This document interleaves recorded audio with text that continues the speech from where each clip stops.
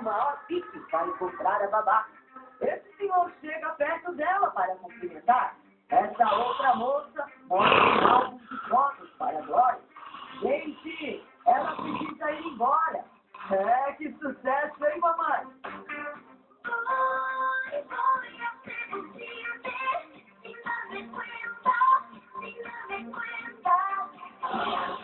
Ok, 20h55, opa! Mais um jogador de futebol do Brasil de encrenca, envolvido com a ex-dançarina do Chacabum. Confira.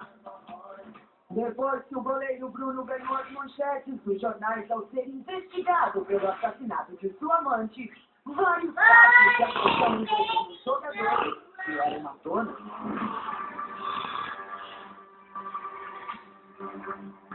Há rumores que Mariana Souza teria terminado o namoro com o Tite do Vasco depois de ter sido agredida pelo craque. Mas ela negou essa informação. Passou por alguma situação parecida, ser agredida por algum namorado? Não, graças a Deus não. E se isso acontecesse, o que você faria? Eu terminaria, com certeza. Acho que agressão, acho que nenhuma mulher merece isso, né? Na época, Mariana chegou até a comentar sobre o término para o TV Fama. Lembra? Muito ciúme, tranquilamente coisa no apartamento.